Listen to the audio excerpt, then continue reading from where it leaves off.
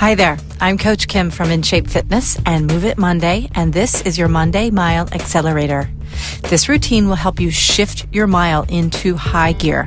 It's meant to wake up those sleepy, small muscles and improve your gait. It can also give you a break midstream if you need one of those.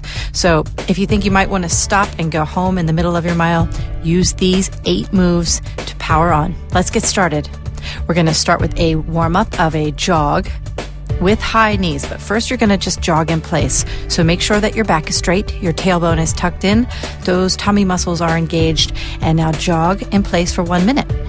A little bit, about halfway through, I'm going to ask you to pick up those knees and make it a high knee jog, but just jog in place, make it an active jog.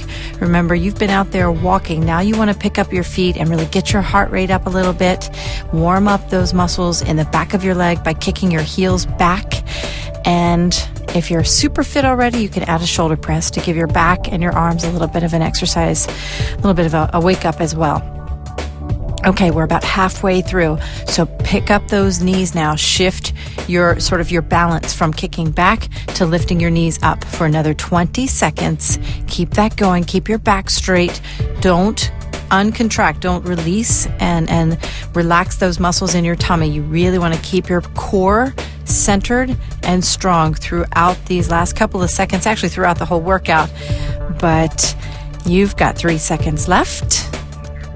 Very nice. Okay, now stand up really tall, and I want you to make a fist in both of your hands and lift your arms up into kind of a kickboxer's defense position where you're protecting your face with your fist. We're going to do some forward kicks here. So 30 seconds with the left foot and then 30 seconds with the right foot. Now you want to stabilize your weight on your right leg, and I want you to lift the left knee up, then kick out the left foot, make sure it's flexed, then bend it and put it back down on the floor, and then go again. Okay, for 30 seconds, time starts now. Keep breathing. You want to breathe in through your nose, you want to breathe out through your mouth, and you want to keep those tummy muscles engaged. You can lean back even a little bit if you feel like you want to. Kind of pretend that you're kicking through maybe a doorway where you'd sort of make contact with the heel of your foot. That's why the flex of the foot. It also activates the back of the leg, so you'll feel this in your hamstrings if you really flex your foot. Okay, now go ahead and switch. So stabilize your weight on your left foot, and you're kicking with your right foot. So lift the right knee up, 30 seconds on this side as well. Very nice. Hopefully your mile is going well so far, and this is going to be just that added level of energy and the support, the muscular support that your body needs to keep that mile going and accelerate it, get it going at an even higher sort of gear, if you will. Couple more seconds. We're going to slow it down now with a nice stretch of your core. So bring your feet together, and your toes and your heels should be touching. So you really want your feet to touch, and you want to contract all of the muscles in your leg. Contract your glutes, contract your tummy, lift your hands up over your head, press your palms together, and take a deep breath in. Now pretend that someone has wrapped a string around your fingers and is pulling you up and then over to the right. And just hold this for 30 seconds. Breathe deeply. You want to breathe in through your nose. You want to breathe out through your mouth. And you want to focus on keeping your body in one plane. If you're leaning down to the right, your right shoulder might sort of gravitate backwards a little bit. Make sure it doesn't do that. You've got 5 more seconds on this side. Then we're going to go back to center. 3, 2, and 1. Now back to center for me. Stretch up one more time in an exhale, and then lower your body down to the left. Same exact thing. Just hold it here and breathe. We call this the half moon. It's a yoga pose, but it's just so incredibly wonderful in terms of helping you understand that the spine can elongate. It's not, you're not going to gain like height in this kind of elongation, but you do stretch out the core of your body, and that eliminates space in your rib cage and fluids that sort of, hang out there over time when you don't move too much. Okay, let's move on now to a push-up. So you're going to go down to the ground. You might be outside. Don't worry about your hands. You can always wash them. Just find a clean spot to put your hands on and lower your body into a position where your butt is down and your tummy muscles are engaged, whether you are on your your toes, whether you're leaning against a bench or even, a sidewalk. Whatever it is you're doing, make sure that your shoulders are directly over your hands. Your hands can be a little wider than your shoulders, but vertically they should be in line with one another. Now, bend your elbows, lowering the body, and push back up. Very good. Keep going.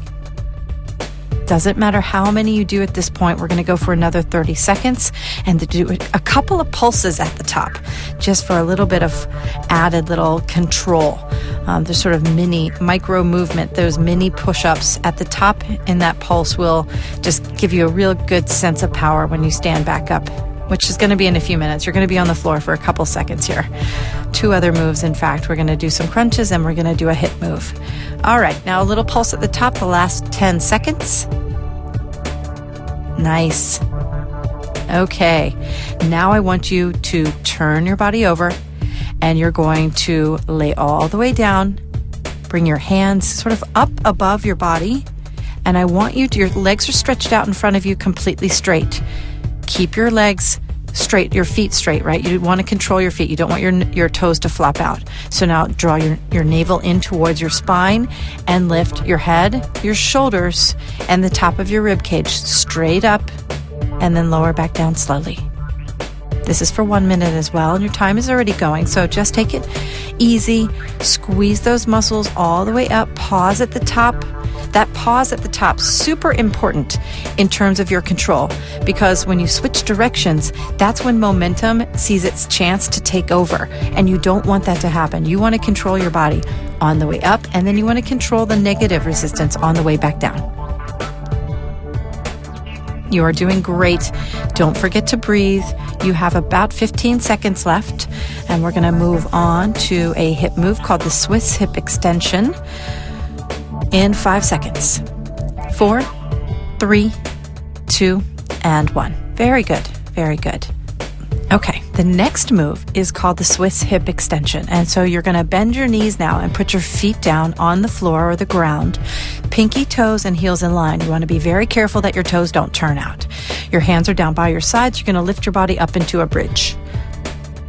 Okay, good. Now stabilize your body weight on your right leg by lifting up your left foot. Your left knee and your left foot obviously comes with the knee. Lift that whole unit up and then slowly tap the toes of your left foot down and then back up. So you're hinging at your hip. Tap a couple more times for another 15 seconds.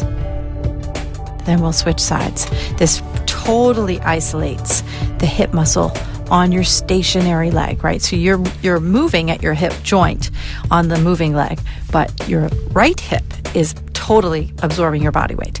Now switch sides. So put your left foot down and lift the right leg up.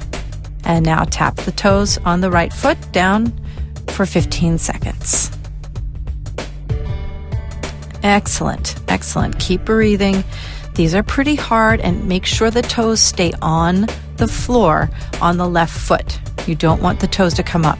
If your heel starts absorbing your body weight, you're going to take more pressure in your back and your quads are going to do more of the work.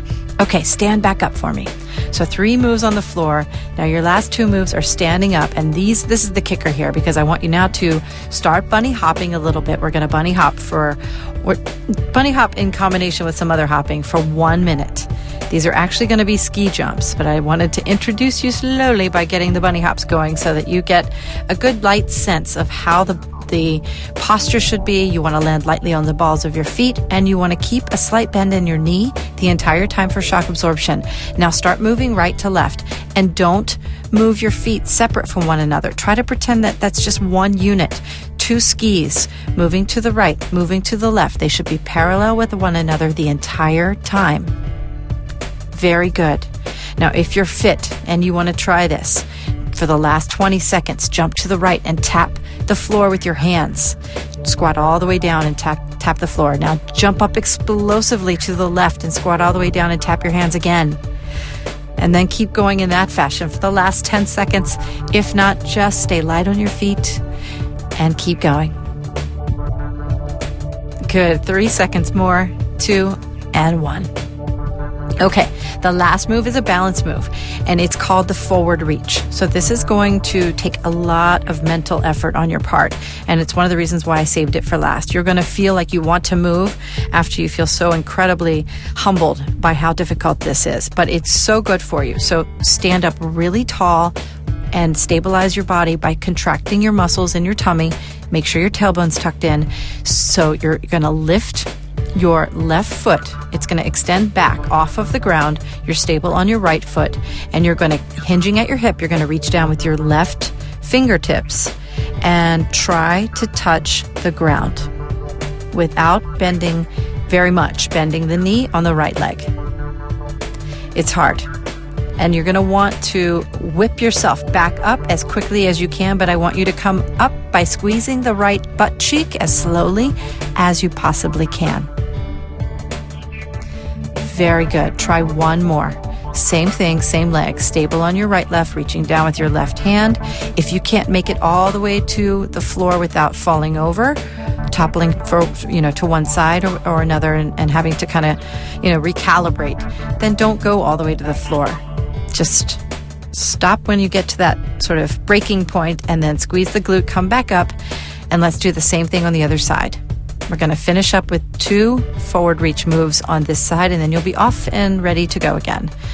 All right, so press into the floor with all 4 corners of that left foot. You can do this. Hang in there. Thank you so much for even trying this move. People hate it when I have them do this move, but it really is just so incredibly good for all of those tiny muscles that reside in the leg, up in the hip, up and underneath your butt, in your ankle, inside of your calf muscle. There are some smaller muscles that don't get a lot of action. And you're all set. Well done. Now get back out there, push your body, and get through this effort. Savor the hard work that you're doing, and I will see you again soon. Have a great day.